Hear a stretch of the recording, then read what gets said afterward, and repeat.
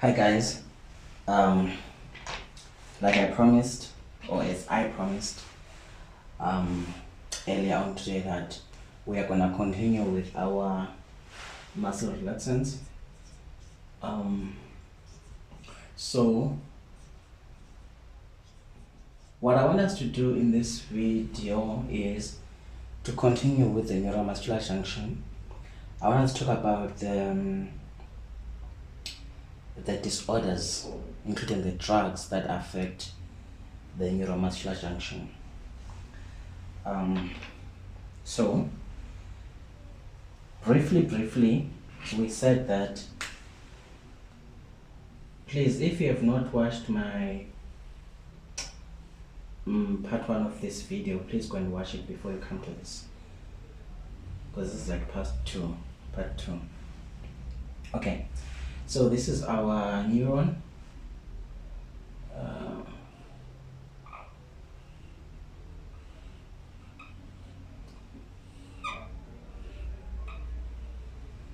So that's our neuron. So yeah, that's our neuron. And this is not repetition, guys. I want us to move a step further, but I just want to make sure that we are all on board on this one. So this is our muscle with our muscle fibers there. And so we said that energy potential is generated, and then it moves down the axon. It enters the bulb there, the end bulb, and then when it enters there, calcium channels, they become opened.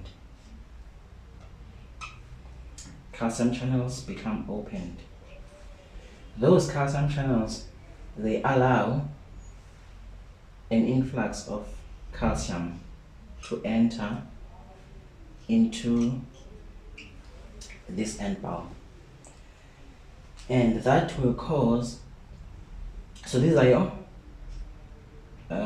calcium channels.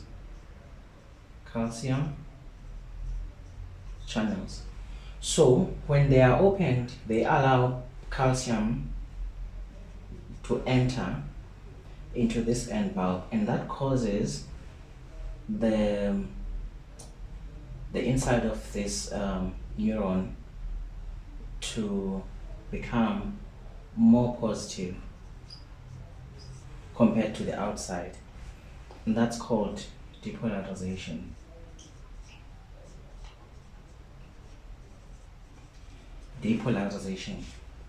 So this calcium keeps coming in. When it comes in, like I explained on the previous video, that calcium we have our, remember, we have got our vesicles there that have got acetylcholine inside them.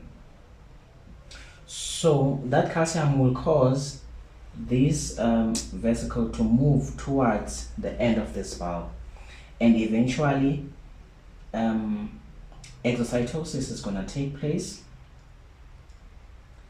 and these acetylcholine molecules will now be in the synaptic cleft, with the hope that they will come and bind to the nicotinic receptors that are found on the end plate, so that muscle contraction can happen. Once these acetylcholine molecules, they find their receptors and attach, they will undergo conformational change, and then sodium channels are going to open, and then sodium is going to start coming inside. Sodium will come inside.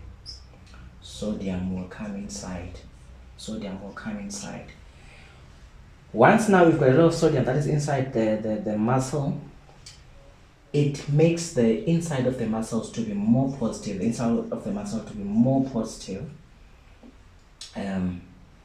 more positive, and that's called depolarization. Depolarization. Depolarization. And that muscle will contract, right? So guys, each and every step that I've mentioned is very important, because now we're gonna take it a step further. So these acetylcholine molecules cannot sit on the nicotinic receptors forever. Nicotinic receptors. So they cannot sit there forever and exert and have their effects forever, or exert effects forever. So something needs to come in and break those molecules and sort of like deactivate them. And that guy is called acetylcholinesterase.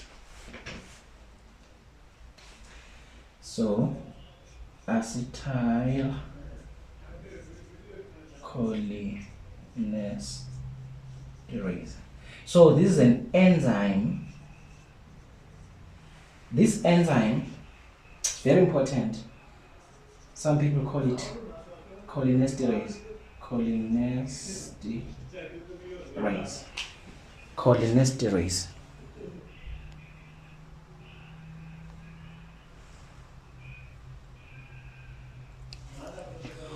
What this enzyme does, it takes acetylcholine, break it into choline and acetic acid.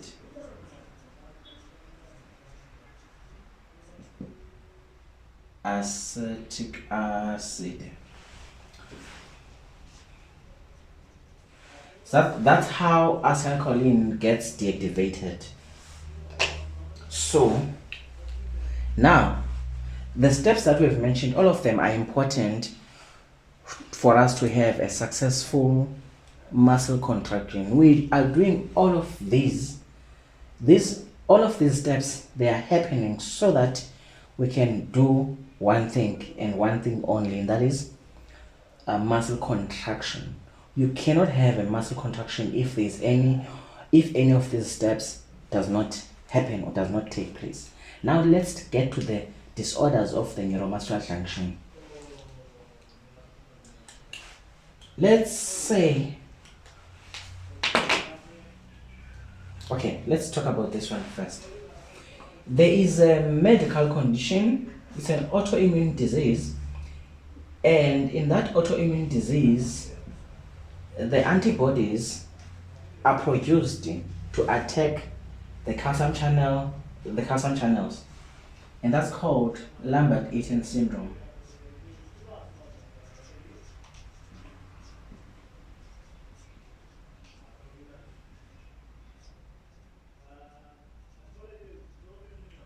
Or LES. So like I said, Lambert-Eaton syndrome is an autoimmune disease that is characterized by the production of antibodies against calcium channels. Remember, these are proteins. So, and those calcium channels are destroyed such that calcium or very few calcium ions enter the end bulb. They don't have effect. So if you're not gonna have an influx, even though an action potential travels down and get to here, but there is no depolarization that takes place because there is no influx of calcium.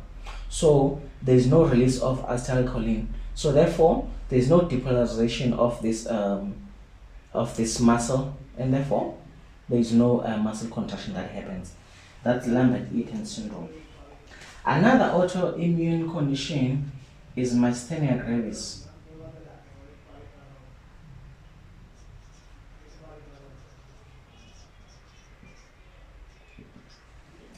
What happens in myasthenia gravis? I think there's an A here. Myasthenia.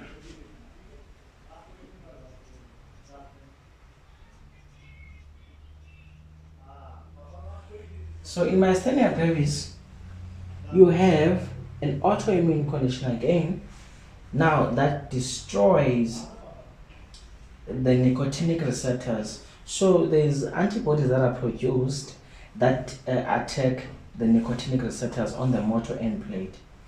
So as much as this is going to happen, influx of calcium is going to happen, acetylcholine is going to get released, but that acetylcholine that is released does not have a receptor to sit on and actually produce effect. So the muscle does not contract, so the patient is just weak. That's MG. So those are the, I'm sure there are others as well. So I've just picked these two so that we can just explain what is, or can just understand what's happening in the neuromuscular junction. So let's talk about toxins and drugs that affect the neuromuscular junction. Let's talk about drugs or medication. The first one we're going to talk about is neostigmine. We all know this drug. It's used to reverse the effects of muscle relaxant.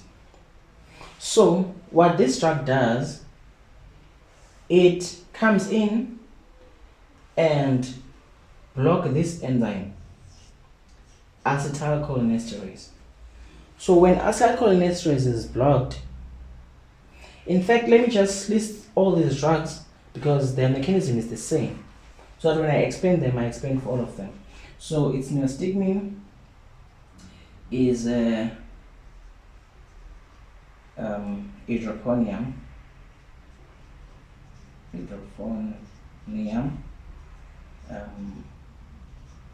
physostigmine. I'm sure there are other drugs as well. And then now let's talk about the toxins, because the toxins, they do the same as well. We've got organophosphate.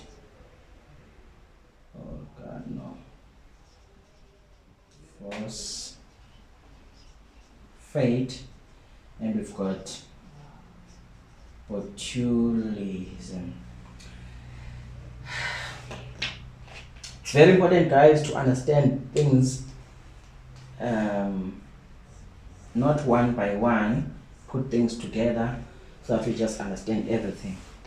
So what these drugs, what they do is that they go and inhibit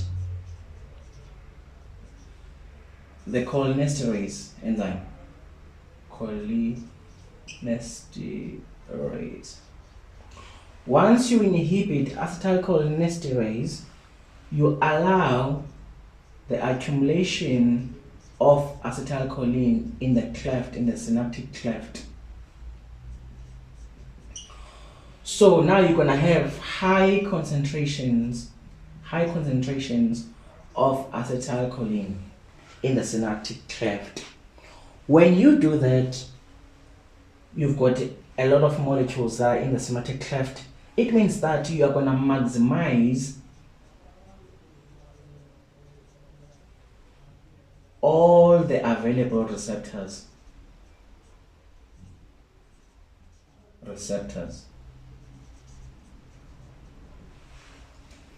And you are going to prolong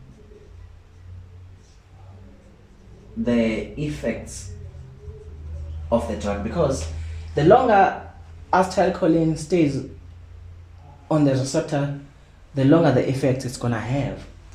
So that's that. So these drugs, they inhibit just like this. So these drugs and these toxins, they inhibit acetylcholinesterase. They inhibit acetylcholinesterase. Now, maybe you ask, why would you want to do that?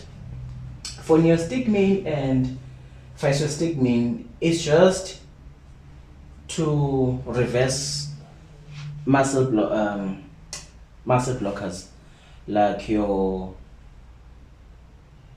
going to talk about them.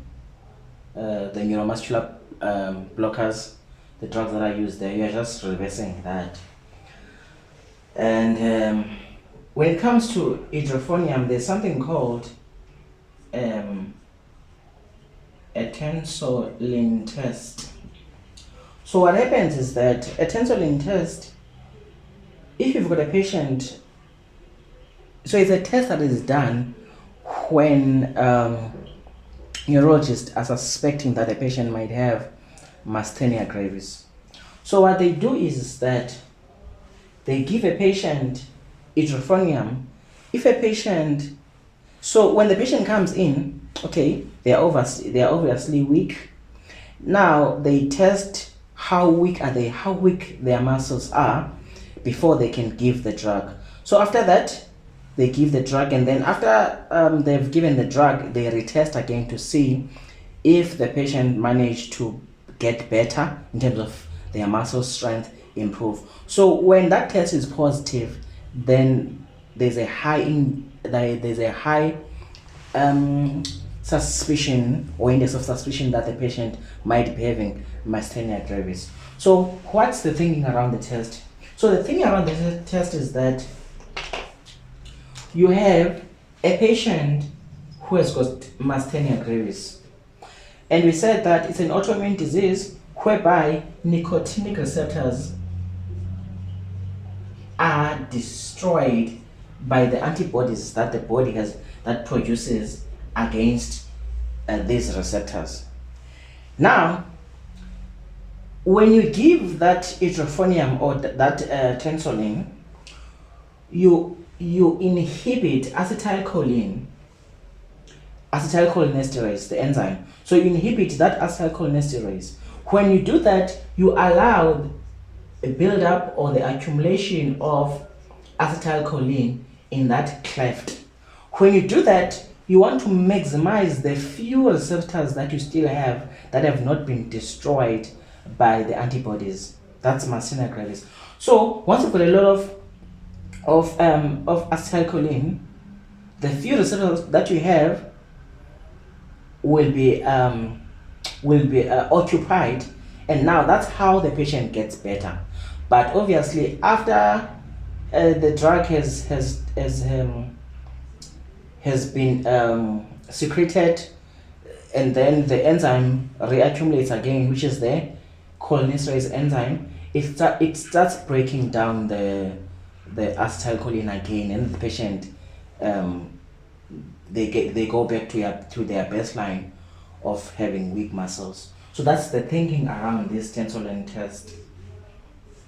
I think if you do neurology, they will ask you about this.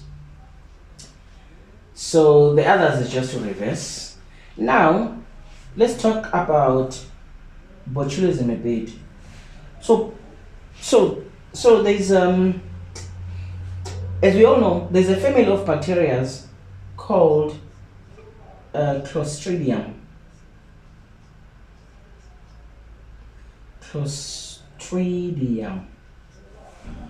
It's a family of bacteria. In that family, the two most common species is Clostridium tetani, which causes tetanus. And then there's another one called Clostridium botulinum. I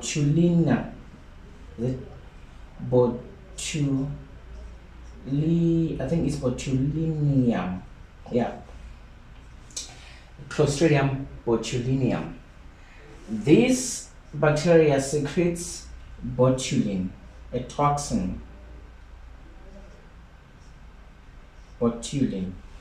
A toxin. That toxin does the same thing. It inhibits acetylcholinesterase enzyme. And then you've got the same effects that we get there. With organophosphate, the same thing. This poison inhibits acetylcholinesterase enzyme. I think we are gonna have to talk about organophosphate because it's so common. I've seen 2 patients die because of organophosphate poisoning. That was when I was still a student in Pretoria.